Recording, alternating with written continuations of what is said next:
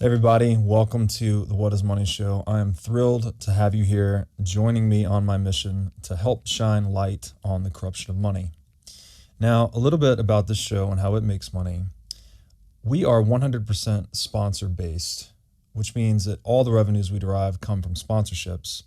But I try to be very selective about the sponsors that I work with, specifically trying to choose those who have values well aligned to the values expressed on this show, like freedom, education, self-sovereignty, etc.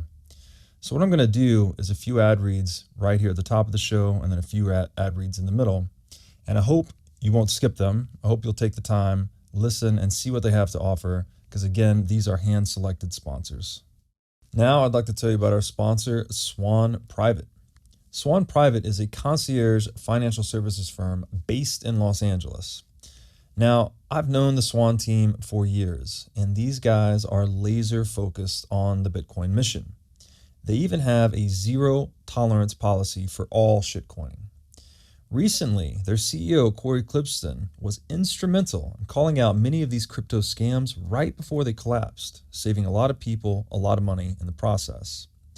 Swan Private focuses on guiding high net worth individuals and businesses on all aspects of Bitcoin strategy, including buying, custodying, and market research.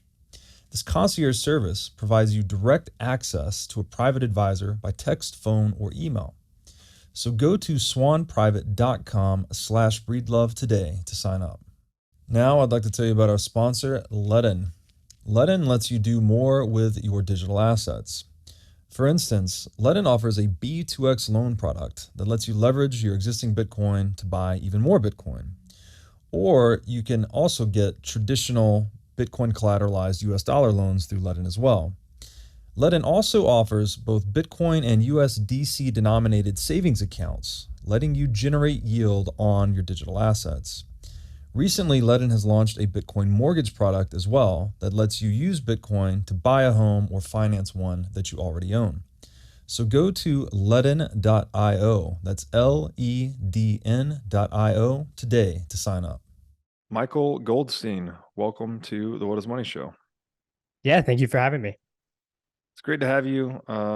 You have just written a piece recently, and I wanted to get you on and talk about that. I think the title, how I have it saved at least, is How Bitcoin Obsoletes Inflation and Promotes Human Flourishing. I guess just to start, what was your inspiration for writing this, and how do you summarize it for someone that hasn't read it yet? Yeah, so that's actually the subtitle. The official title is Toward a Node World Order.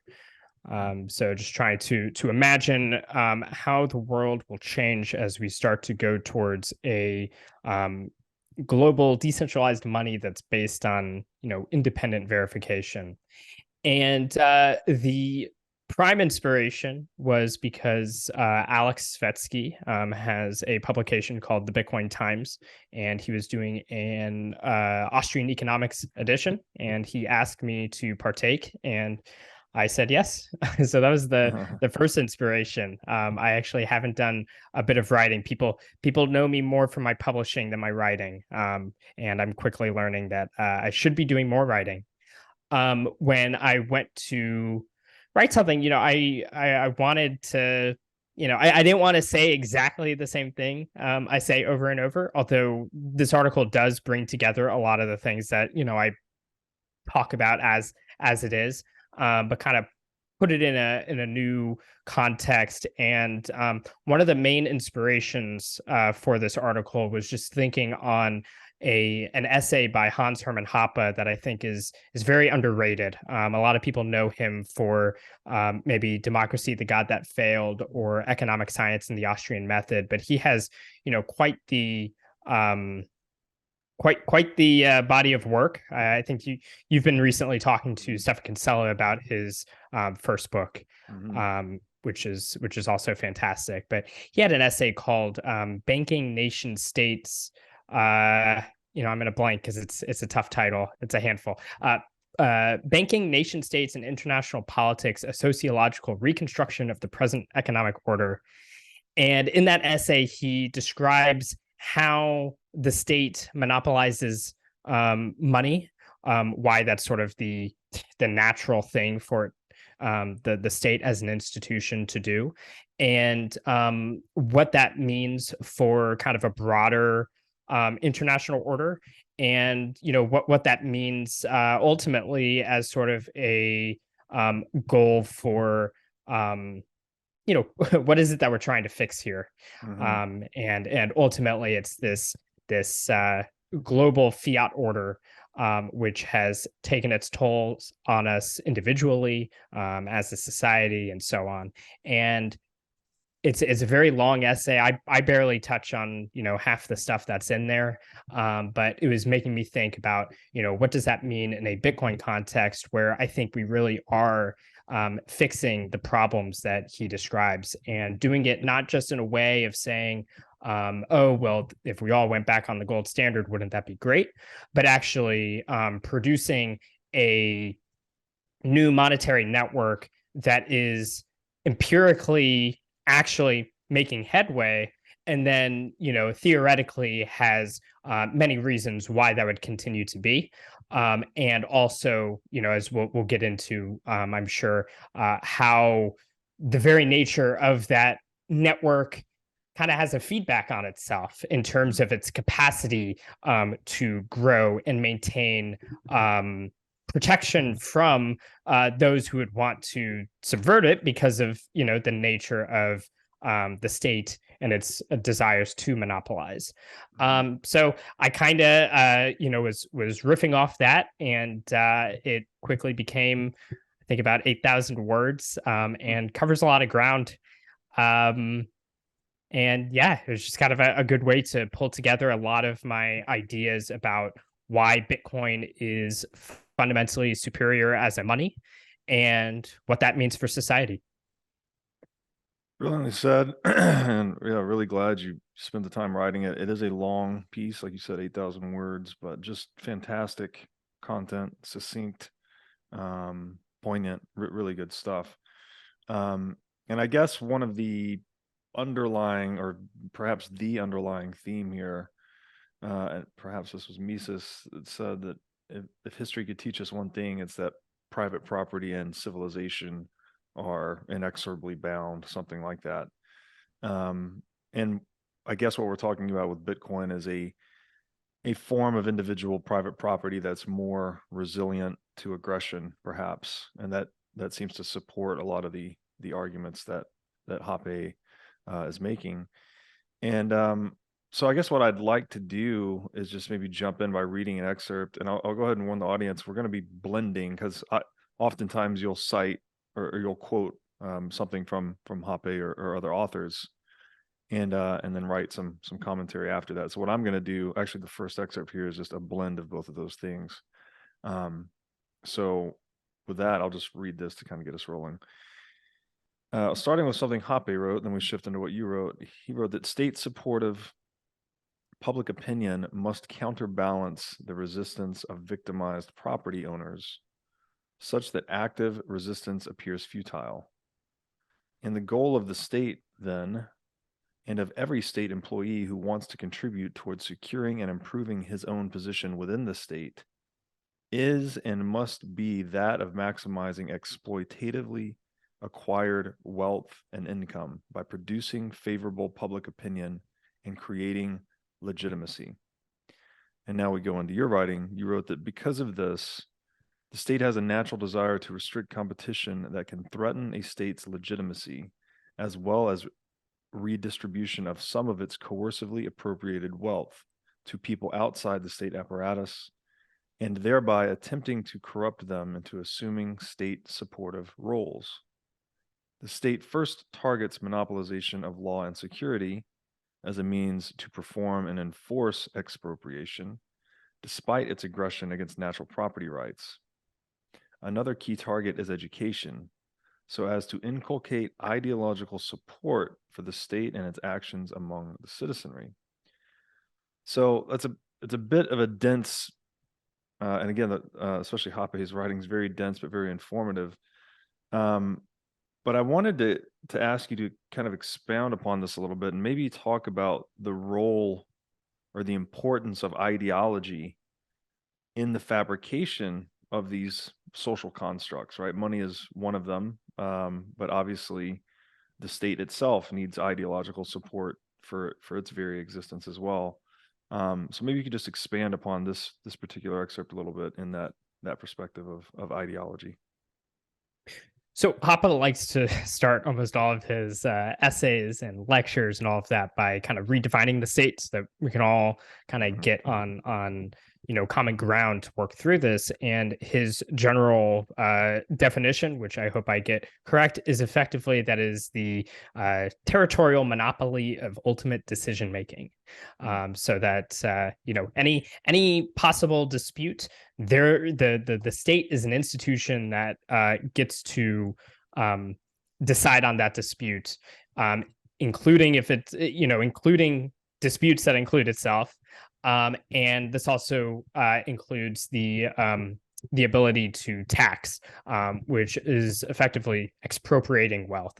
So a key thing about the state is that all of its it's not acting in a free market where it is performing tasks and producing goods and services that bring people value and therefore create wealth. Instead, it's wholly supported by various forms of expropriation. Now, all of these things, if you did the things that the state does, you would probably, rightfully be criminally punished. However, when the state does it, we treat it as a unique situation. And so when we look at it, we look at all these things that are done by the state, taking your money, and making all sorts of things free and consensual activities between people, making them illegal, such that from everything. I mean, people want to think about the maybe naughty type things, but there's also the illegality in many states of just being able to sell raw milk and stuff like that. So it gets everywhere. Point is the state is engaging in these expropriative and exploitative activities to perpetuate itself. And because of the fact that it's having to engage in activities that are not valid for other people to engage in, you need to create a legitimacy. You need to make people think that it's okay to do this in this special situation. And it's like, and so this is basically what he's describing is the natural tendency of the state to start restricting competition so that it can retain this kind of special status of an organization that is allowed to do these things that no one else is allowed to. So when they, monopolize law and security, well, if there was someone else who is just someone who is a wise person who's good at handling disputes, and everyone just goes to them, well, then it seems a little bit ridiculous for the state to just steal money to pay for their legal services when you can get better ones for a better price and more efficiency, et cetera, elsewhere. And likewise with security, if someone else is better at protecting you and your property by just providing a service on the free market, that's also going to be something that makes the state look bad. And that's not to say that all forms of legal disputes and all forms of security are illegal in the United States, because that's clearly not true. We have a lot of private security. We have private arbitration, but the state is still able to maintain that semblance of being the ultimate decision maker, such that those organizations are still beholden to the higher state. And and then as it goes on, he also, this was a part that I had to cut out a lot because I would have just gone on about this topic, and it seemed it was important to get across the basic things so we get to the point of why they want to monopolize and why they go on money. But you can write whole books on each of the things that the state monopolizes. And so other things are like communication, needing to and that includes stuff like roads, and other forms of transport and travel. But one of the most important ones is, like mentioned here, is education, because the state has a natural tendency to want to push public education and make it more difficult for people to offer alternatives. Thankfully, that's something that is actively pushed back against, especially in recent times. But the more people who are taught by the state to think what the state wants them to think and to be graded and rewarded and all that based on their acceptance and promotion of state ideology, the better. And so, it's a natural place for the state to want to expand its powers, and it does. And I think there's I was the unfortunate subject of public school, but I can certainly also tell when someone's been to public school. I too was unfortunate subject of public school, and I don't think I'll be sending my kids there. Many great points there. It's, I guess, this idea of like programming that's involved, right? There has to be like a culture. When you get assimilated into a culture, there's a certain degree of programming that takes place, right? You adapt to the culture, but the state seems to kind of take that a little bit more forcefully, perhaps, and they're trying to actually, promulgate nationalism or indoctrinate people, or otherwise create this loyalty. One of the first memories I have about going into kindergarten was the Pledge of Allegiance to the flag, just how serious that was, and everyone had to learn it and know it and do it every day. So things we sort of take for granted, but they're definitely interesting when viewed through this lens of ideology. They also create like a condition in which it's hard to imagine something different.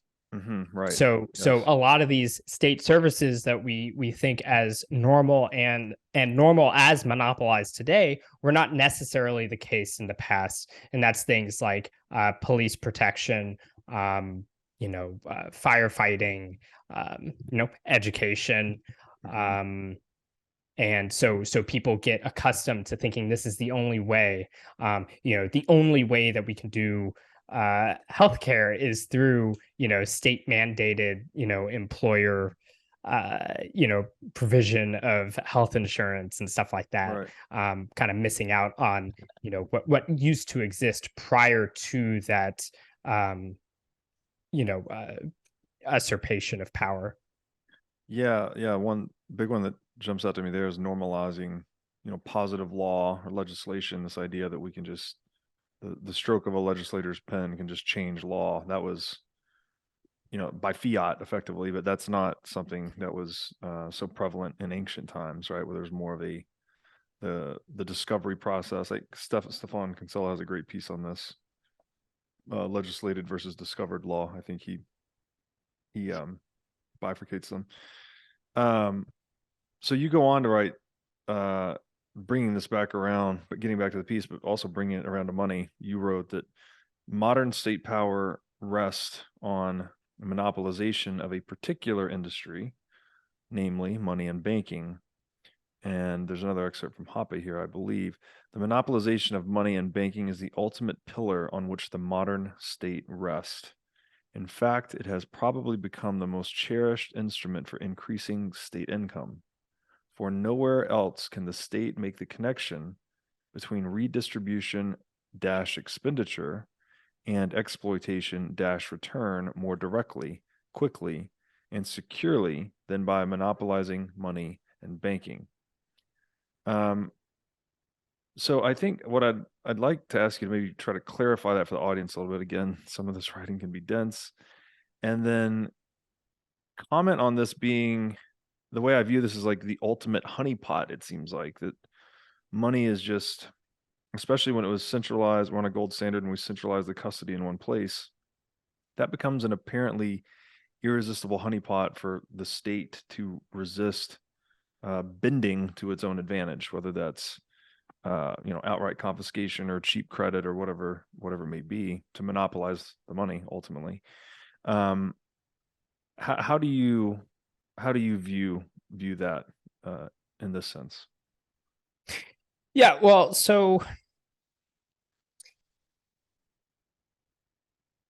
if the state can engage in all sorts of exploitative acts, but ultimately, money is a useful good. You think of what we want it for. We want to be able to have this good that we can, the most liquid good that we can go, spend and get whatever we want. The state also wants that power. Mm-hmm. If you go, and if you tax, but you end up with just a bunch of wheat, well, then you then need to have to go and find people who want to trade wheat for the resources that the state wants, or they have to target their taxation to very specific goods that they want. So obviously you'd want to exploit by getting your hands on the most liquid goods, so that then in turn the state has access to whatever it needs to continue its goals. Yeah. Yeah. Sorry, go ahead. Oh, well, I was going to say, I think your next highlight kind of gets into the further, kind of the nature of this. Yeah. And the why and how. Yeah, I'll read that here and then I'll make a comment. And this is from Hoppe. However, oh no, I'm sorry, this is you writing. However, Hoppe points out that there are barriers to the process of monopolizing money. First, commodity money is produced by the market rather than state fiat. Second, while inflation is not as conspicuous as taxation, it will still be felt and noticed, especially by banks. Therefore, the state is constrained by its commodity money origins and public ideology. And so it is also impossible for the state to get away with institutionalized counterfeiting unless it can be combined with redistributive measures which are capable of bringing about another favorable change in public opinion. So we end up with this strange situation that when the state is extracting purchasing power or wealth through the counterfeiting of currency and taxation, that you've created like a spigot of stolen liquidity, right? That whoever can get access to that newly printed money first, or the tax revenues first, they're effectively able to confiscate wealth from others. So then people start trying to politically position themselves for that, while at the same time justifying its existence, right? You have to, I guess, redistribute some of that wealth back, rebate back perhaps to some of the victims of this theft to get their ideological buy-in to keep the system going. Is that what's being said here? Yes, but I think before that is the important thing to note, which is direct taxation is very costly, and it is something that is easily felt. Whereas inflation, being able to just counterfeit money is much more effective on behalf of the state, because of the fact that you can just you effectively are able to quietly steal small amounts from all holders of that currency. So instead of doing, showing up at your doorstep and stealing a lot, it's more of like a like an office space where they spent, you shave off, pennies off the dollar and stuff. Right. But over time, you're obviously amassing an incredible amount of wealth from that, and so it's less conspicuous, as he says, and that makes it more desirable. You get something that is more useful as a good on the market, that you as the state will want to use for your various purposes, while also it's easier to get away with, because it's not as brute, and it's not as easily felt. Mm. But to what you were saying is, yes, like, you also see that the state needs to basically buy off different entities to get them on board with what they're doing and get them ideologically aligned, and incentivized, like get the incentives aligned as well, so that people continue to support the state. So, for instance, we have in the United States, an incredible amount of people are effectively working for the federal government. I assume that those people are not all Ron Swanson types where they, secretly hope for the abolition of entire departments, including their own. Instead, I have to assume that most people who work for the federal government also have a desire to see the federal government continue. And they might even have, questions about other parts of the federal government, but for their own department, they're likely going to, want that continued job security. And so, they're all effectively being paid off by taxation, but even more so, kind of this inflationary spigot. And yeah, I do believe that's going to have an effect on their opinions, and kind of working its way out through society. Someone who's friends with someone who works out of a federal agency is likely also not going to have a strong interest in seeing their friend lose a job, and so on. Yeah. Yeah, it's interesting, right? The corruption of money, how it actually corrupts human action. They're very closely interlinked. And it does seem like this emergent economic phenomena we call money, right? The most liquid good, I think, as you were describing it earlier, the most marketable good.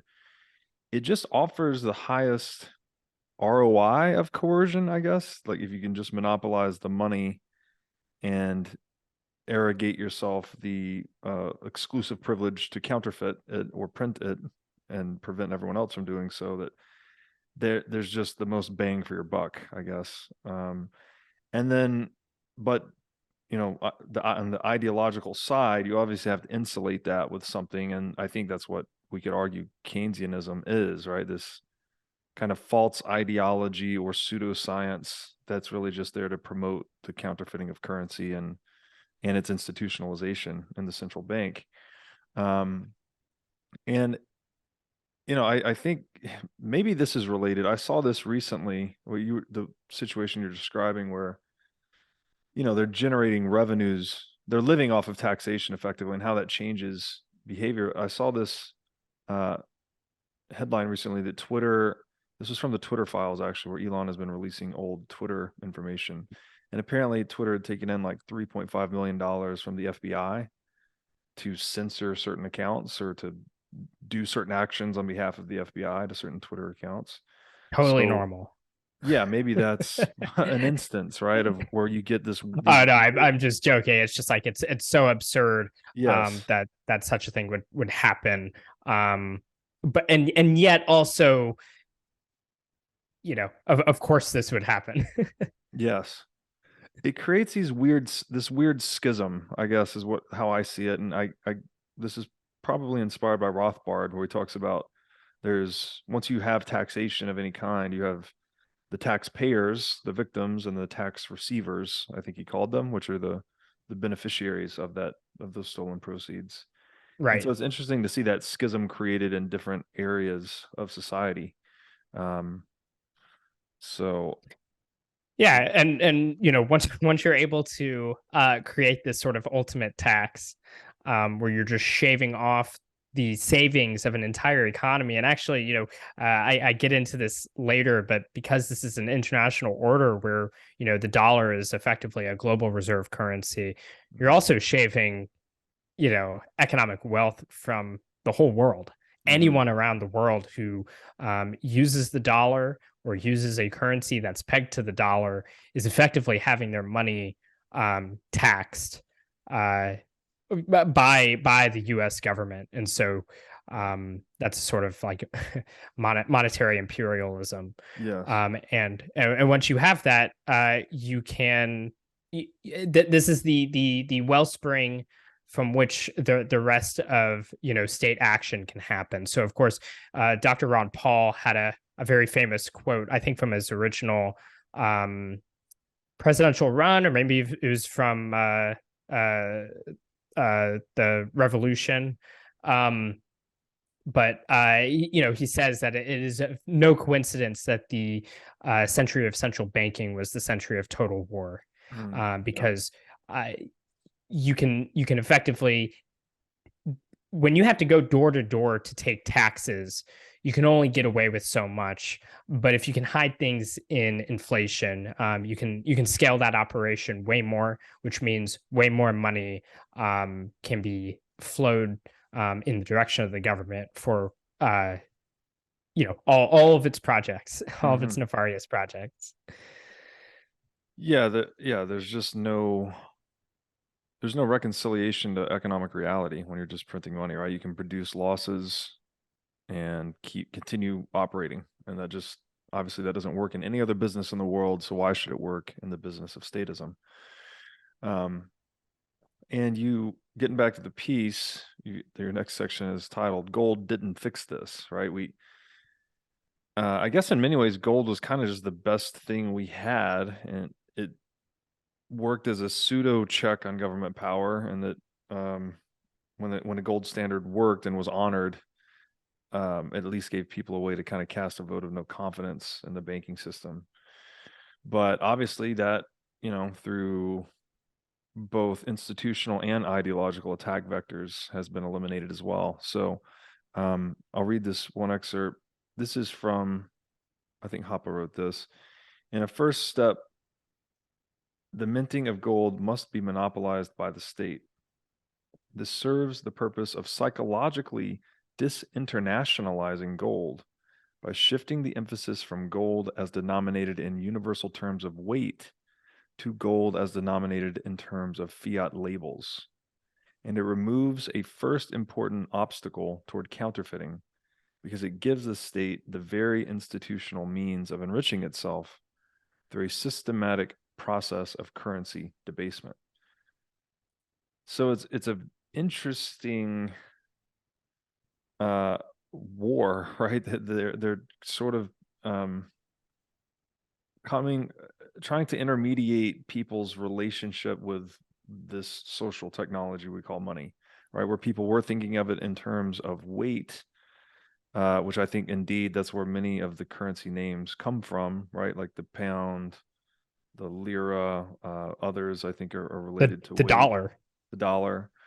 And instead you're rebranding the money, I guess, to be some nationalized label. And then once you get people just, if that label always works, like today we're living in that, right? The US dollar works even though it's totally unbacked.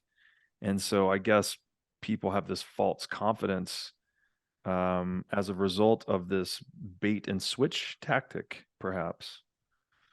Yeah, I mean, if you think of it, the end game is that the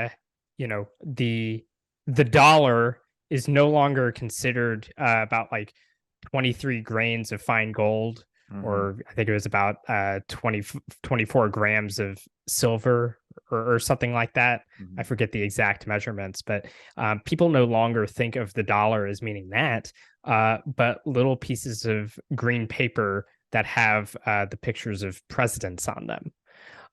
So they've been, as you said, it was completely disintermediated. And gold ultimately, and this is one of the reasons gold is so fantastic, is that it's ultimately just this chemical compound. Not a I mean, it's not. It's just it's a brick of a single metallic element, and it means the same everywhere. You can weigh it everywhere, and it'll have the same weight, and chemical composition. It can, you can store it through time. It's highly durable.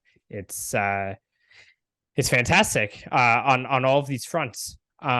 But instead of thinking about it in that way, when you move it towards mints, and there's a good reason why you need mints with gold, it does create the conditions to be able to monopolize those mints, and then start stamping the faces of various leaders on those, instead of thinking about the gold as such. Yeah, it's excellent points. I find it useful. Maybe this is a tenuous analogy, but gold is kind of like the analog open source money, right? This open source technology, in the sense that no one knew how to compromise the monetary properties of gold effectively, and it's open for all to see. There's nothing really hidden about gold. It is what it is. And it's a great point too, that the leaders, once you start minting gold, like there's a need to both centralize custody and to mint coins, right? Coins make for faster, more trust minimized exchange, right? So it actually increases the intensity of free exchange when you have standardized units.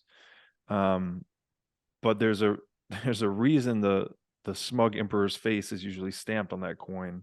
And again, I guess they're trying to implement or incept themselves into the public ideology, perhaps by piggybacking off the reputation of the gold, something like that. Although I think it's important to step back and think about, go into more of why that minting happens in the first place, to try to suss all this out, which is effectively that, like you said, it's very costly to actually identify gold for what it is. So it is this completely open source thing, but it's like needing a supercomputer to be able to do the verification. So the the standard, like the best way to test gold for its quality, is to actually melt it down, measure out how much literal gold was in that, and then recast the gold into another coin or bar or whatever to continue on. Now, if all of us had to do that for every single trade we did, that would be be very difficult for all of us to do. It requires a lot of technical knowledge, and all the things that people complain about with Bitcoin, but even more so. And that's not to say, obviously,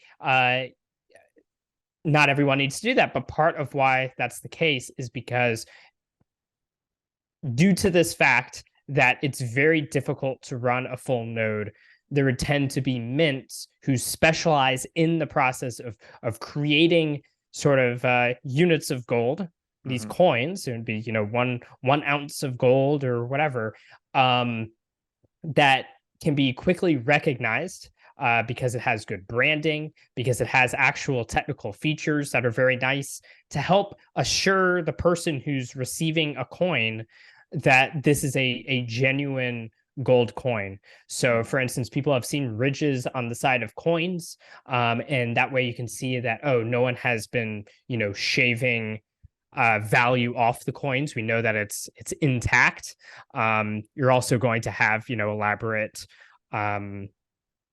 designs on the coins, partially because it's beautiful, but also because it's more easily identifiable that someone has tampered with it.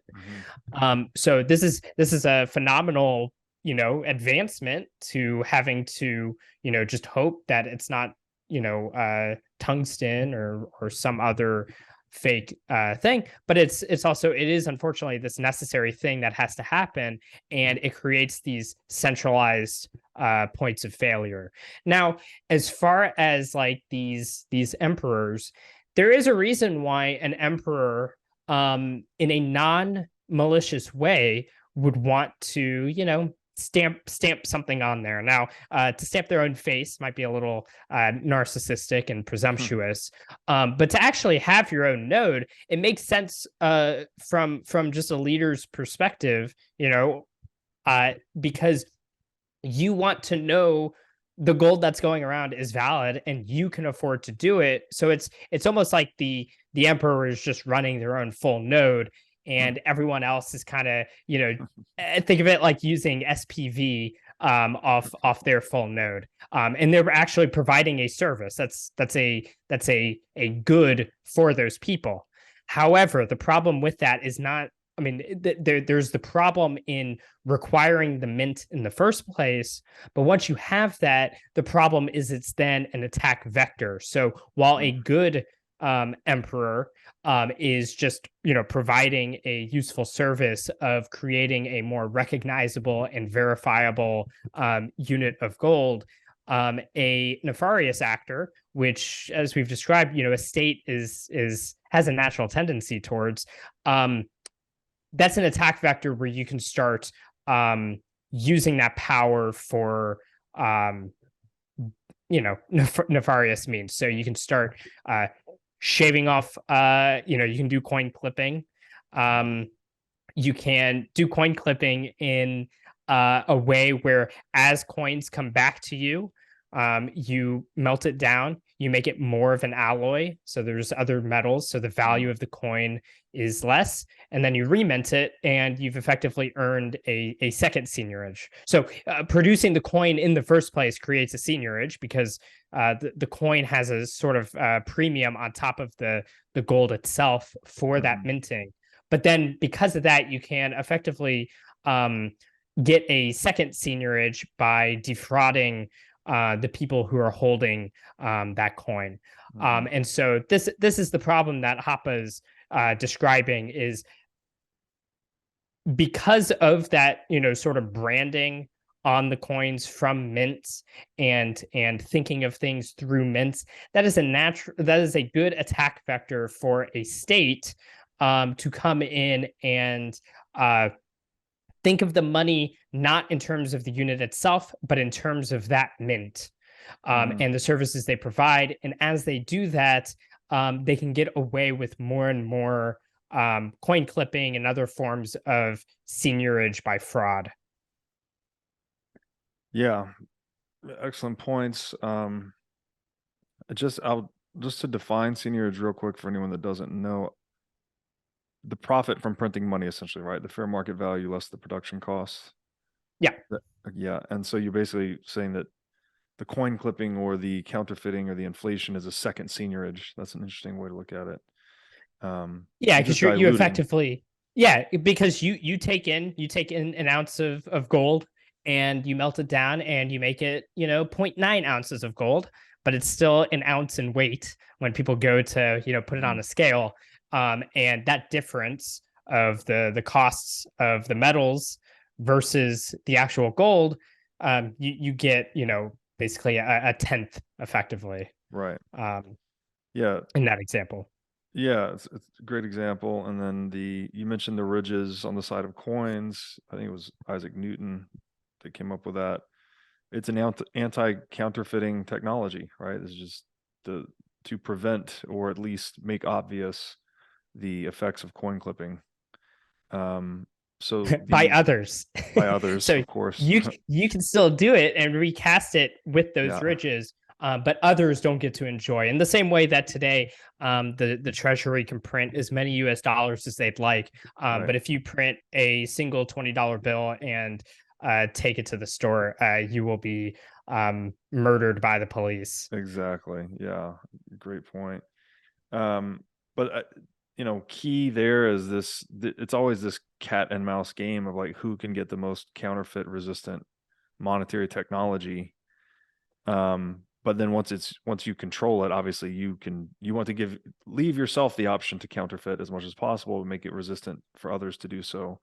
And I guess that encapsulates kind of the game theoretic process that drove us towards gold over time.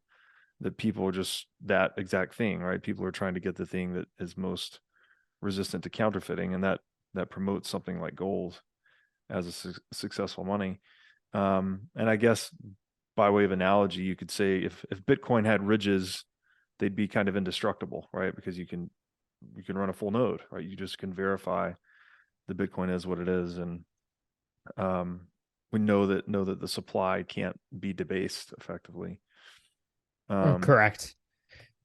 And so basically, gold, and any good, so some of the economics I had in the sections prior was going into the nature of money and how uncertainty plays into money. So yes. we effectively hold money because we're hedging against future uncertainty.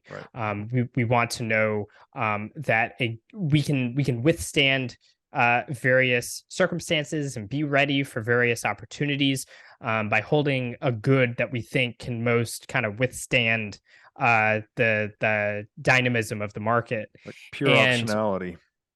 Yes, exactly. And so gold has a lot of that on many fronts, all the things that we talk about with gold. However, the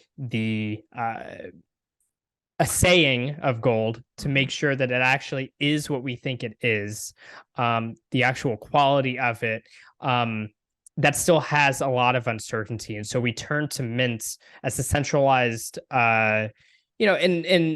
centralized in the sense that there is a specific person that mints. You can have sort of, you can have a system of free entry of mints. But you still have to, you effectively are putting trust in another organization to do that process for you. And as you've centralized that, and as you've outsourced that trust, it becomes this attack vector that, while reducing the uncertainty about the quality of the good in one way, introduces other uncertainties requiring, related to the actual quantity of the metal, like how much metal is in the coin. And then, as I say, by extension, the real money supply of the whole economy. So it's already basically impossible to have like a true accounting of how much gold there is in the economy.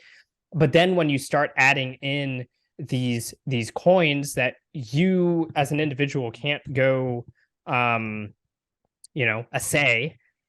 it makes it even more difficult, because that, not only do we not know how much gold there is, we don't know how much like paper gold, or in this case, like alloy gold, there is. And so it becomes even more difficult to know, to think of the monetary economy as sort of like an auditable network of any kind. And changes in the money supply have ramifications for economic calculations. And so the more that you can alleviate that fact, the better. But gold it introduces more ways in which we're uncertain about that.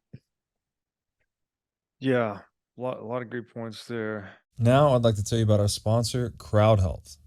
CrowdHealth is a Bitcoin-enabled alternative to legacy health insurance. Now let's face it, legacy health insurance is an absolute scam. Nobody can explain this better than the legendary comedian Chris Rock. Insurance. You got to have some insurance. You got to. That's an insurance. They shouldn't even call it insurance. They should just call it in case shit. Like, I give a company some money in case shit happens. Now, if shit don't happen, shouldn't I get my money back?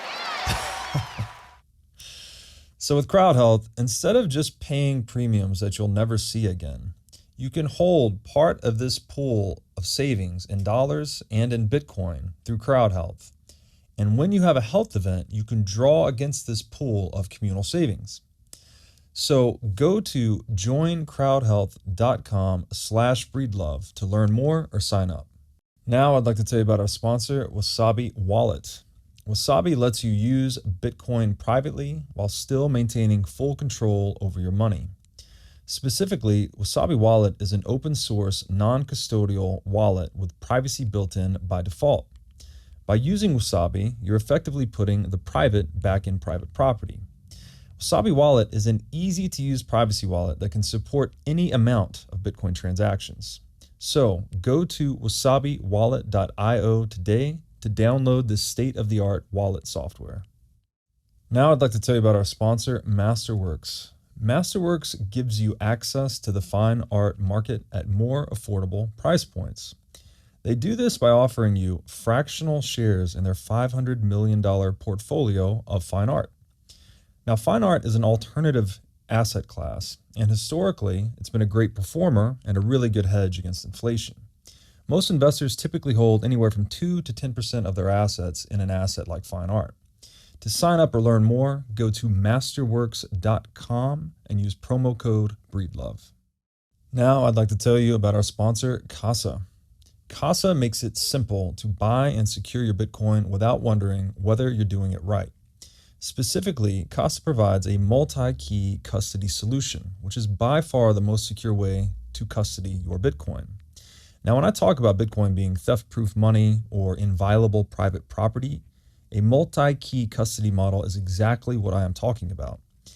Using multiple keys lets you maintain full control of your Bitcoin while also giving you redundancy in case you lose one of the keys. It's also the best way to secure your Bitcoin for inheritance planning purposes.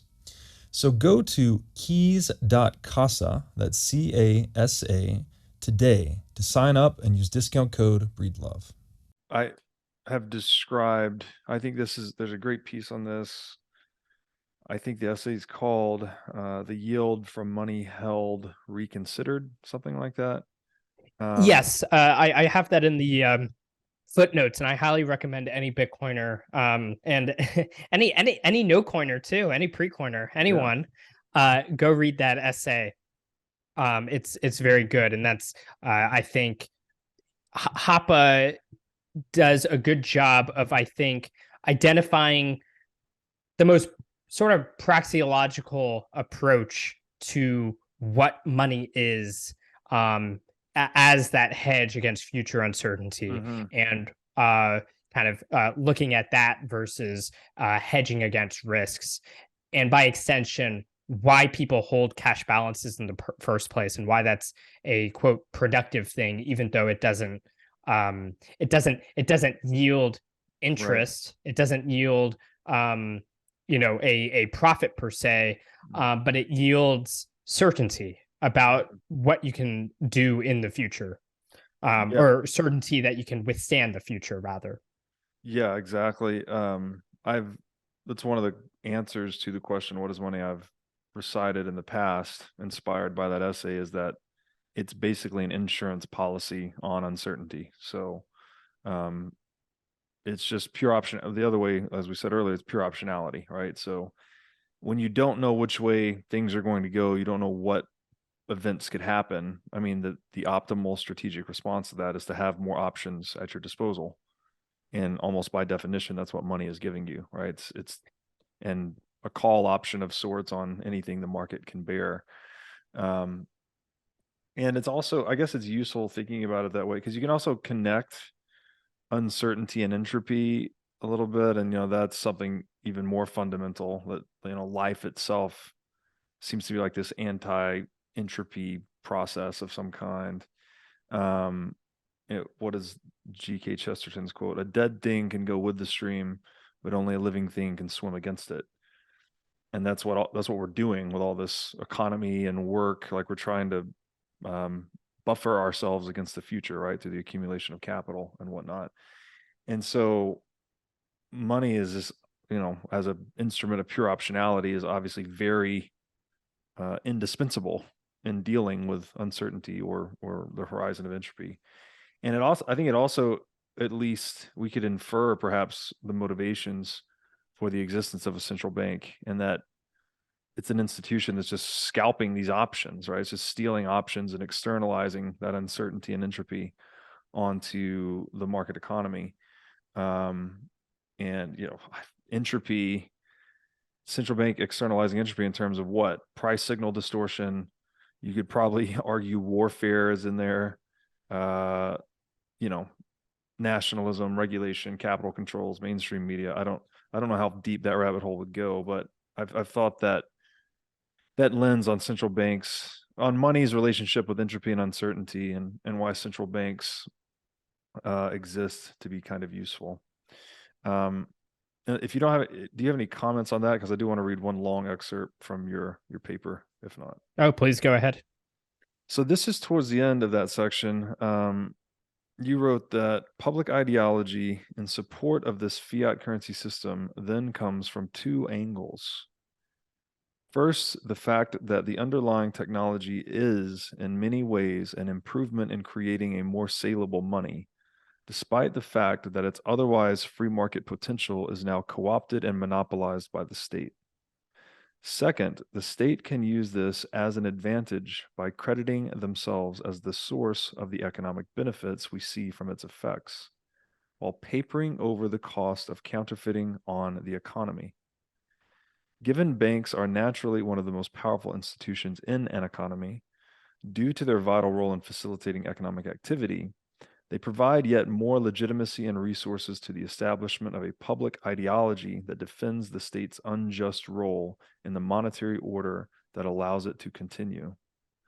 Thus, it is not surprising that few educated people can be expected to have even heard the name Ludwig von Mises during their studies. So is it fair to say that propaganda is necessary to support the existence of a fiat system, or perhaps it's the other way around? A fiat system inevitably produces propaganda. What are your thoughts on that? I mean, I'd guess a little bit of both. But yeah, once again, I mean, this is not something that would arise in a natural free market. By definition, or not, sorry, not by definition, but we just know, theoretically, from the works of Menger and so on, money is something that arises on the market naturally. Mises even says that, like, it can only arise as a commodity money first. Mm-hmm. You can't just introduce banknotes as the original money. So in order to get people to go along with that, because there are all these hidden costs underneath that are being kind of papered over, and I use that as a pun, but as they're papered over, you have to be convincing people that, oh no, this is actually the way it needs to be. And so I think propaganda is sort of a necessary function of that, because you need to continually make people want something that they wouldn't naturally want. Before this, I go into the nature of like money substitutes and the monopolization of substitutes. So basically, as things are more as mints are centralized, you start then introducing not just gold coins but banknotes that are certificates that represent a gold coin or some other amount of gold. And this also has great value. It makes it much more easy to transport, especially large amounts, especially over long distances. It lets things kind of remain in a bank where they can be kept safe. And so this once again reduces a lot of uncertainty that gold still has because of its difficulty of moving and storing. But as you monopolize mints and you kind of decouple the base money, so to speak, with the commodity from the sort of what people think is money, and you issue these substitutes, the state can start introducing things like legal tender laws, such that people have to use. So not only are banknotes a thing that are offered because they provide some value, but you must use those paper notes. And as you do that, you can start, cartelizing the banking industry, and soon, the money becomes completely decoupled altogether, and that's the world we exist in now. What we have and what we've had for the past 50 years is not something that would ever arise on the market. It's simply like it wouldn't. I mean, we can get into all of the things, the theory behind that, but I'd recommend Holzman's ethics of money production to get into topics like that. But once you've done that, you have to convince people, oh no, this is totally how money works. Trust me, bro. Oh yes, a lot of great points there. And yeah, you mentioned theoretically Minger's on the origins of money, I think is his piece describing how money emerges naturally on the free market as an economic phenomenon, not a state dictate or decree. And we've also, I would argue, there's nothing by title comes to mind, but I've read a number of observations of things becoming monetized, right? Where you actually can study certain cultures across history, even in like prison settings. Obviously, something like cigarettes becomes a currency. So there's definitely, I guess, some evidence to support that theoretical perspective of Minger, much more than there is to say supporting statist money. And there's also a deeper relationship here, I think. So, as we said earlier, propaganda and currency counterfeiting or central banking, that some very intertwined, let's say, but it also seems to be intertwined with war, right? Just military violence. And I'll read an excerpt here. I think this is Hoppe's writing. On the one hand, any step in the direction of an international counterfeiting cartel is bound to fail if it is not complemented by the establishment of military dominance and hierarchy. External and internal economic pressures would tend to burst the cartel. With military superiority, however, an inflation cartel becomes possible. On the other hand, once military dominance has made such a cartel possible, the dominant state can actually expand its exploitative power over other territories without further war and conquest. In fact, the international cartelization of counterfeiting allows the dominant state to pursue through more sophisticated, i.e., less visible means, what war and conquest alone might not be able to achieve. So I think this is describing the monetary imperialism that you described earlier. Yes. So, basically, if people notice that the state is, stealing their money to a degree that they find insufferable, they can just leave. They can find other ways of doing things. Go to other places, and you can have competitive states, competitive territories. But that's unacceptable to the organization that's wanting to exploit, because they don't want to lose on their revenues. And so military conquest and power, basically brute force, can be used to cut off the capacity to be able to escape that exploitation. What he's saying there is, once you can expand this far enough, so in terms of our modern, kind of fiat world order, this is, post World War II, we got Bretton Woods, and the dollar was, became more a sort of global currency. And then by decades later, that had been, fully established. We live in a dollar world. With that goes into what I was saying about how, when the US prints more money, they can shave savings off not just American citizens, but literally anyone who uses the U.S. dollar in some capacity. And we also see this. It's not just the U.S. that does this. There's been great articles from Alex Gladstein on the colonial franc, and that's effectively the same thing, which itself is somewhat ironic because Charles de Gaulle had a famous speech in it's like 1965 or so about exorbitant privilege, the idea that the United States was able to do this, have that sort of monetary privilege, so to speak, thanks to the dominant role of the U.S. dollar. So it is rather ironic that France in turn does this to others as well. That's a good way to expand. It wasn't in this article, but in the Hoppe article, he actually describes this interesting phenomenon that almost seems non-intuitive at first, which is that a state will often be like this.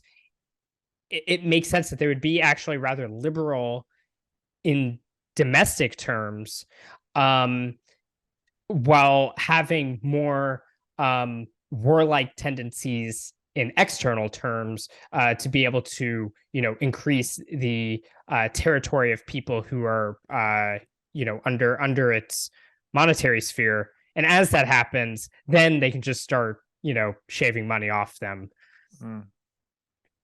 So I highly recommend people read the whole Hoppe essay, because like I said, I only got to touch a little bit of it, but I think there's a lot to glean from all the different dynamics he describes.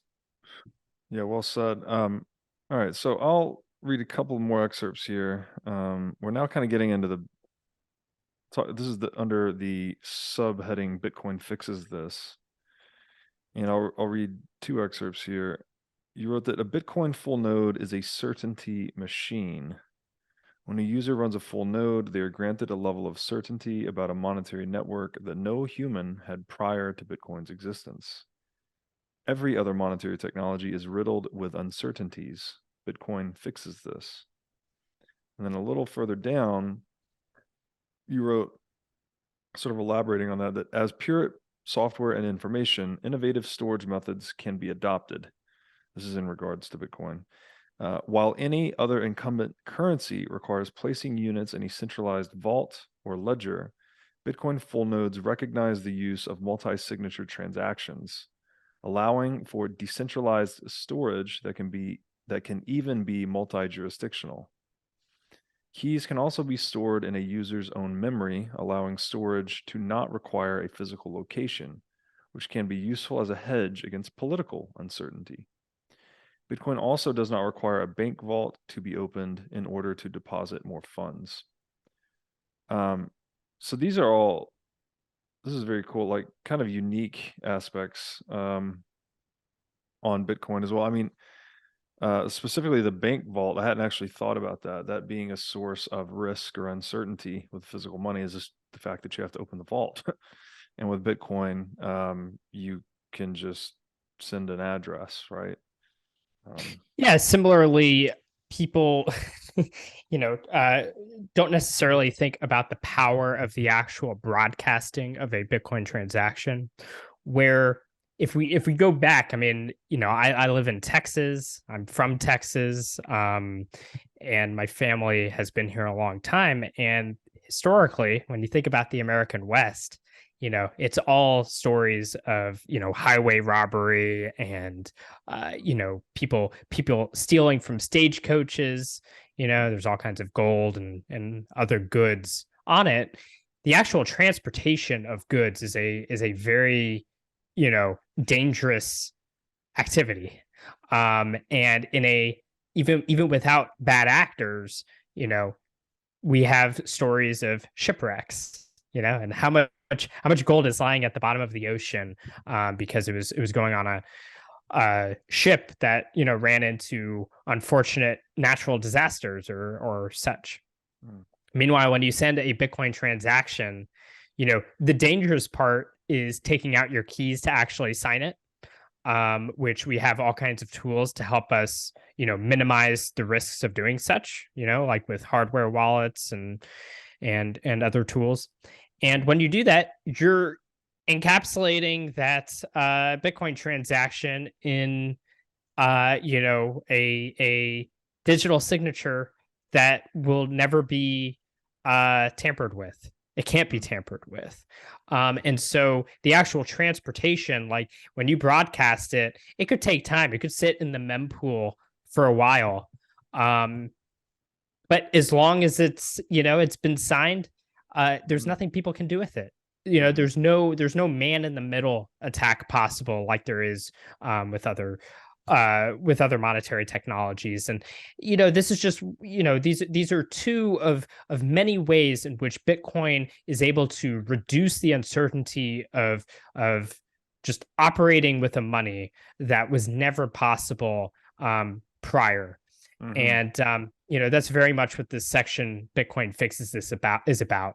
We look at that process that Hoppe describes, that we covered a little bit in this, about how money is monopolized, where you have to you centralize on mints, you monopolize the mints, you start forcing people to use more and more money substitutes, you create a central bank, and legal tender laws that force people to use these money substitutes, which then they can print ad infinitum.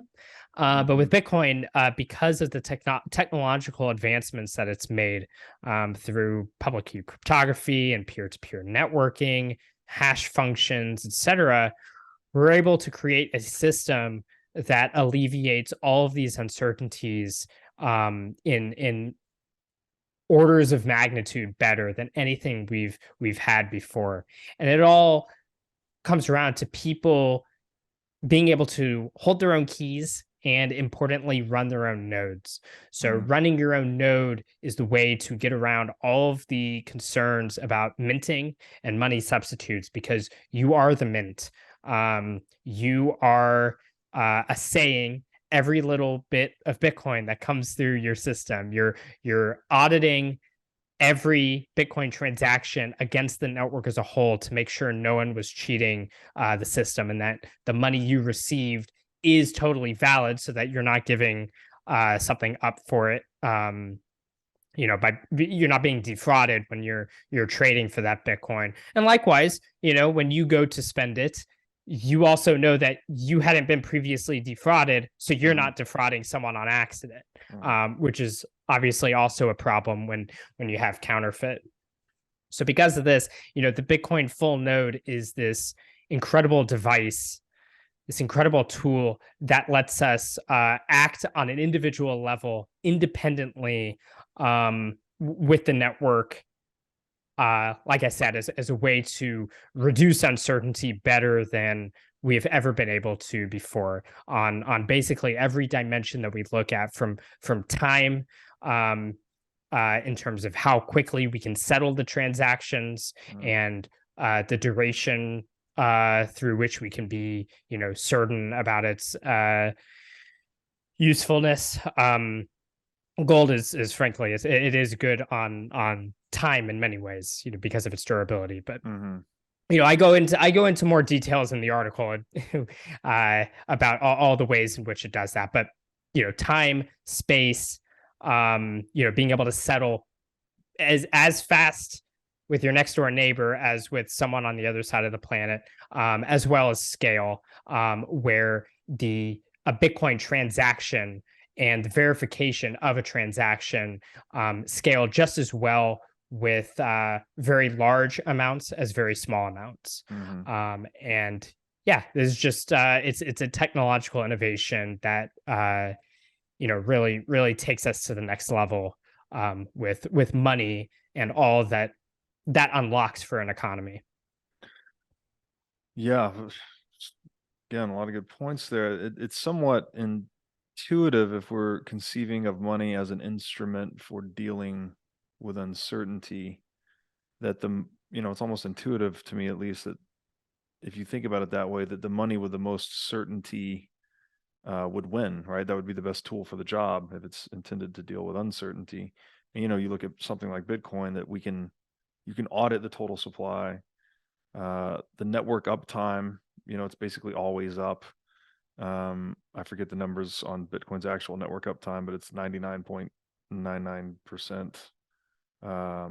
You get this verification of final settlement after, so many confirmations. So you get all these very concrete certainties that we don't have in really any other monetary network.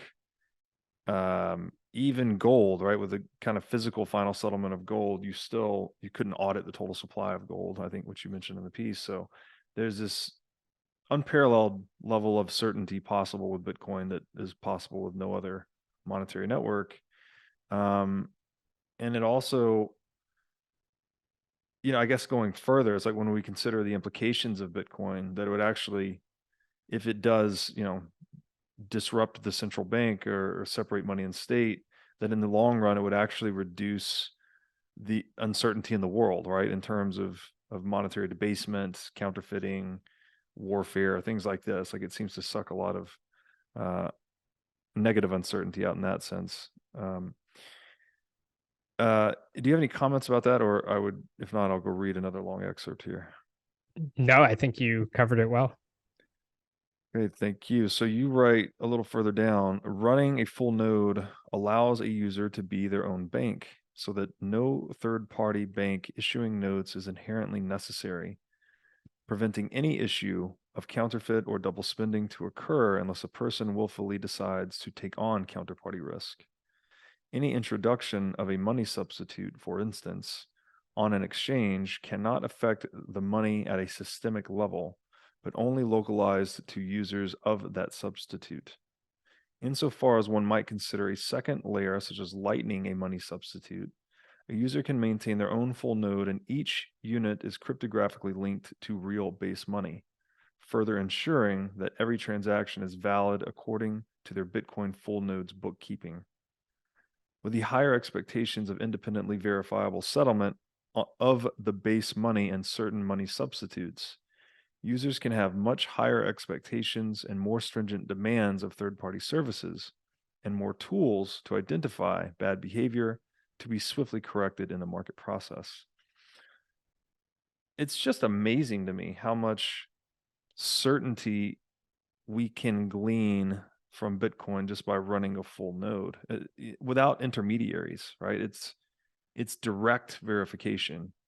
And when we look at the analog world, we have all these layers of intermediaries kind of largely intended to serve that purpose, right? To have some checks and balances or cross-checking of bookkeeping and things like this, segregation of duties, et cetera. But we've taken all of those, or a lot of the verification that we've had to create these elaborate systems to obtain, and Satoshi's given it to us in a much more economic mode or modality, I guess you might say. Yeah, it's Bitcoin is simply better engineered money. And running a full node. I go into some of the technical details, and I don't want to bore the listeners with all of that, but effectively,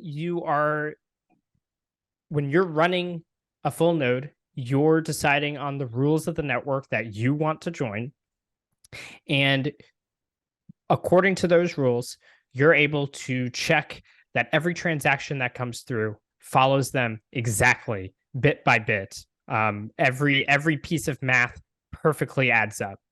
And the same with every block. And so you know that every step of the way, every 10 minutes, every transaction, you can make sure that everything is going accordingly, according to the exact rules, emphasis on exact, that you choose. And there's simply no room for getting around that. And I think, like I said here, Lightning, some might consider, a Lightning transaction as sort of money substitute, but you can do the math to link every Lightning transaction to the Bitcoin network, because every Lightning transaction is technically a valid Bitcoin transaction that just hasn't been broadcast yet. And so it all still adds up exactly, and you can trace it to know that it is real, and it is backed by an actual Bitcoin on the blockchain. And so you can do this full independent bookkeeping. You are effectively, your own central bank, and you're a better central bank than any other central bank, except for the ability to inflate the money supply. And but I would argue that we shouldn't have that, and Bitcoin doesn't allow that. And yeah, I don't know if there's anything more on that in particular. Yeah, it's incredible, to say the least. We're all struggling, I guess, to get our head around its implications. I'll read one more excerpt here towards the end of that segment. You wrote that by using a full node, a user reduces what information must be shared in order to interface with the network, and thus can have less uncertainty about certain information being released publicly that can be used against them by bad actors. And this is in regard to Bitcoin's network operating pseudonymously. And you go on to write, Bitcoin's novel and groundbreaking architecture, designed to allow independent ownership and verification, completely nullifies the key problems that led to gold centralization. Bitcoin fixed the money, and now it's simply up to individuals to go figure this out. What a just powerful line there.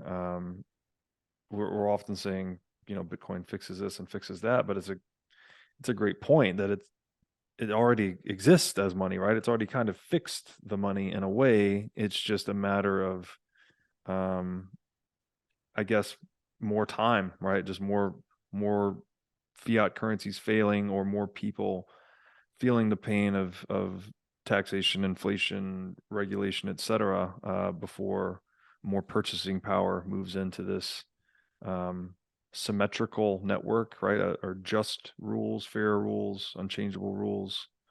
I just think it's very, very powerful way you put that.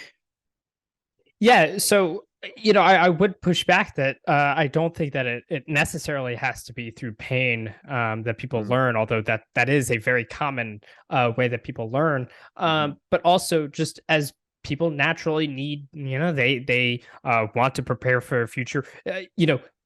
Without central banks, we still need money. We still have the need for a hedge against future uncertainty. In fact, I would argue we'd have higher cash balance. We'd have more money, so to speak, in that world. And in terms of the our cash balances rather than actual units. So people are also we're watching right now. Lightning is just exploding, and we're seeing all kinds of amazing innovation. People could also just want to engage with communication platforms in a new way, and they find that it uses Lightning payments to get certain actions done. And people just generally want a place to put their savings. And they extrapolate out time enough, and they think that they see the potential Bitcoin has in particular. So I do just like to push back on having too much of a negative point of view. I don't think that the world needs to be crumbling down for Bitcoin to win. Quite the contrary. The point of Bitcoin here is that it's such a good innovation that it almost seems inescapable. Even if we had a gold standard, Bitcoin would still be infinitely better. I don't want to say infinitely, that's but it would be orders of magnitude better, especially in today, for paying for things online, being able to do international settlements, all of these things. Bitcoin would still simply be better at, and I think would win out. It might be on a different timeline, but I think it would ultimately serve the functions of money much better.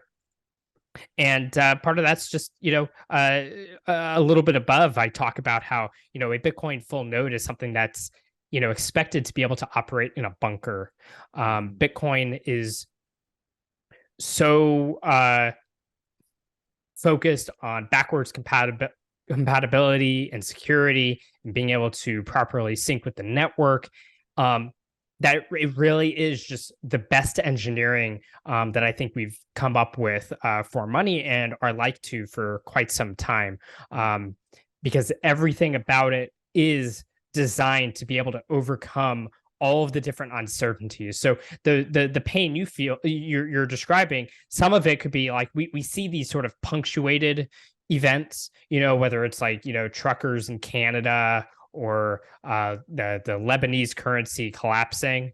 Those are some very, like I said, like punctuated instances where people feel pain about where their current monetary needs for overcoming a certain kind of uncertainty weren't being covered. But I think that those uncertainties just permeate a lot of our economic decision making these days. And Bitcoin, because it's covering all of this ground, it's not just fixing one thing, it's fixing everything about money, that people will find their way to Bitcoin for, just needing a better place to put their savings, or because they're trying to get around some major thing. And Bitcoin sets itself up to be able to take on all of those possible uncertainties. And it's because of that fact that it is such a great money. And just being able to address, one of those is not going to be enough. Just simply having a way to send a small, send like a micropayment, that's, whatever. It's when you can do that combined with a network that also has all of this, 21 million fixed supply, et cetera, et cetera. That's when you can have a money that the economy as a whole would demand to, absorb itself into, be subsumed by. Yeah, quite simply the best tool for the job we've ever had. And I will agree with you, actually. People don't have to learn through the pain. It reminds me of that quote that if you learn from other people's mistakes, it's cheaper, basically, right? It's a good idea to learn from other people's mistakes. Yeah, I will admit, obviously, a lot of people like learning the hard way, but yeah. Well, I don't know if I've liked it, but it does seem that there's been a time or two where I've had to do it. And yeah, I guess that's kind of the motivation behind this show and discussion in general, is hopefully helping people learn through other people's pain and through study, right? Rather than, I guess, the pain of study versus the pain of expropriation, let's say. Yeah, and that's certainly a big part of, what I'm trying to do here is, I want to be able to build a stronger theoretical framework for understanding Bitcoin, because the better that we can do that, for those who are willing to go through that process, the more that they can avoid having to make poor decisions and bear the costs of them. Yeah, well said. The piece is great, Michael. Honestly, it goes on. There's many more sections here. I don't think can get through all of it today. I have a lot of highlights, as you've seen in the PDF I shared with you. But maybe to wrap up, I would like to read one more excerpt here towards the end and just hear what you have to say about it. You wrote that with no more capacity for double spending and counterfeiting, the state's monopoly over money will cease to be, as no one will have demand for their services. Without their most profitable means of redistributing wealth, this will create more productivity in the economy by siphoning fewer resources away from productive ventures. This growth will be compounded by the fact that the same resources are not being redistributed towards people and institutions who use those resources to create ideological support for the redistribution itself. Military conquest will be diminished, as the cost of war must be paid for directly, and monetary imperialism will have no purpose, as no people will be willing to adopt a shitcoin. Really well written stuff, and a very bright orange future, I think, that you've painted here. Are there any kind of closing thoughts you'd like to share with us on this particular excerpt? Yeah, well, it was an interesting realization. People like to talk about how you earn an income, you get taxed. Hmm. You just hold that money, it gets inflated away. You get tax versus inflation. You put it into some harder asset that can kind of make returns greater than inflation. You get capital gains tax, and so on and so forth. Every place along the way, someone is there to take your money.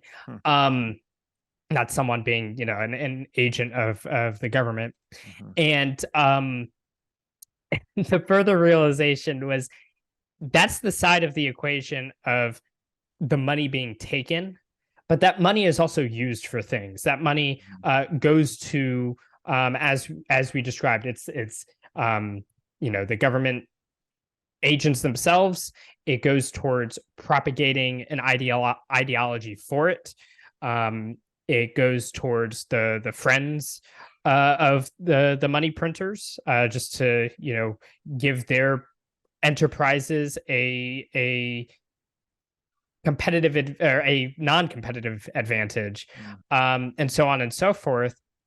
And part of that money that's stolen from you is then used effectively to further entrench you in a system that keeps siphoning off more and more resources from you. So it's yet another dimension of how just more salt is being rubbed on more wounds.